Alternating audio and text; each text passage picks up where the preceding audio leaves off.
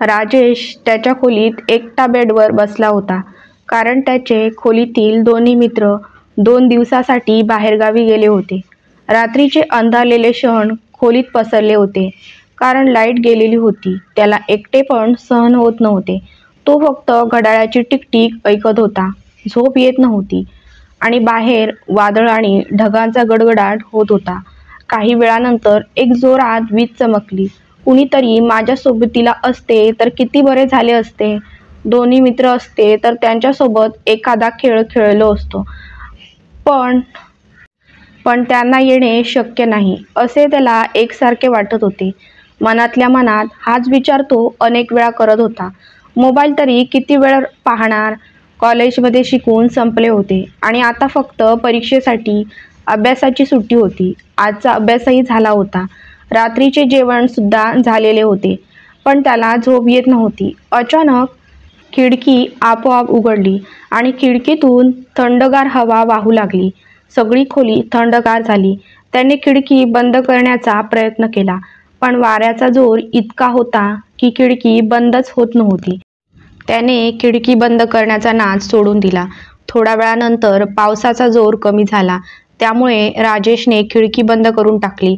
मात्र खिडकी जवळचा बराचसा भाग ओला झाला होता. आता रूममध्ये भयान शांतता पसरली होती. अचानक राजेशला काहीतरी हालचाल झाल्याचा आवाज आला. जणू काही एखादा टणक पुतळा जिवंत झाल्यासारखा, पण झोपलेल्या अवस्थेत हळूहळू जमिनीवरून सरकत आहे किंवा रांगत आहे. आता तो आवाज खूप जोराने यायला लागला. क्षणभर असे वाटत होते की कुणी एखादी जमीन खोदण्याची कुऱ्हाड जमिनीवर दाबून सरकवत आहे. राजेशने नजर फिरवली, पण खोलीत कुणीच नव्हतं. त्याचं हृदय जोरात धडधडू लागलं.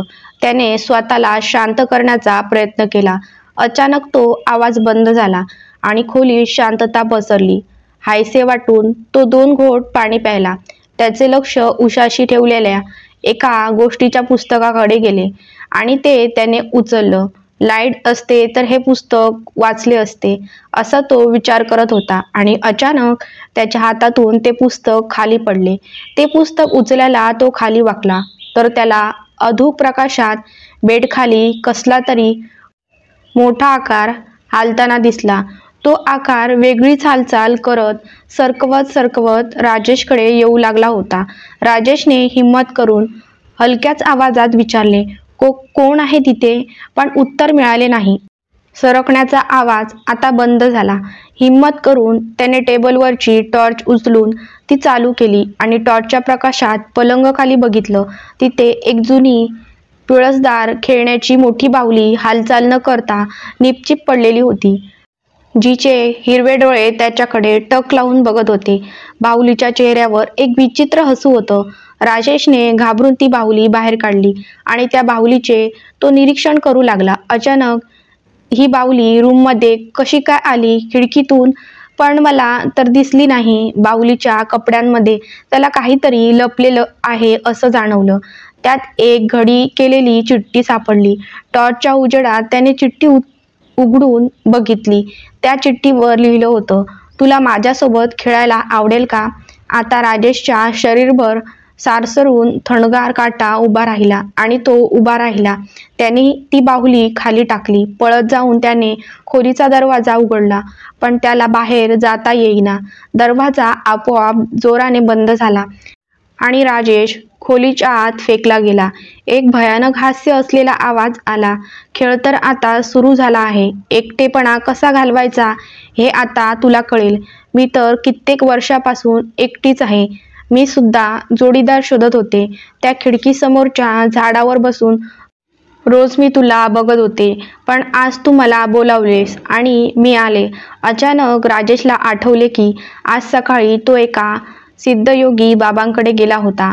त्यांची सेवा करून झाल्यावर राजेश जेव्हा त्यांच्या पाया पडला तेव्हा त्यांनी आशीर्वाद देताना त्याला सांगितले होते की आज तुझी मनातली एक इच्छा पूर्ण होईल, पण मनातली इच्छा मागताना जो विचार करशील तो व्यवस्थित विचार करून माग. शब्द आणि वाक्य काळजीपूर्वक निवड. एकच इच्छा 10 वेळा मनात बोलून झाल्यानंतर ती पूर्ण होईल. काळजीपूर्वक शब्द आणि वाक्य नाही निवडले तर ती इच्छा पूर्ण तर होईल, पण ती इच्छा कशा पद्धतीने पूर्ण होईल हे सांगता येणार नाही. सकाळची ही गोष्ट राजेश पूर्णपणे विसरून गेला होता. त्याला विश्वास नव्हता की असे काही घडू शकते आणि मनातील इच्छा पूर्ण होऊ शकते. आता त्याच्या हातातून टॉर्च खाली पडली. ती बाहुली आता गायब झालेली होती. बाहेर अचानक विजेचा जोरात कडकडाट झाला आणि त्या उजेडात राजेशला त्याच्या बेडवर उशाला टेकून पाय लांब करून कुणीतरी बसलेलं दिसलं. त्या आकृतीचे डोळे राजेशकडे रोखून पाहत होते आणि पुन्हा आवाज आला, खेळ तर आता सुरू झाला आहे. खिडकीसमोरील सुनसान जागेवर असलेल्या त्या झाडाच्या फांदीवर वर्षानुवर्षे कुणीतरी बांधून ठेवलेली एक बाहुली आता तिथून नाहीशी झाली होती.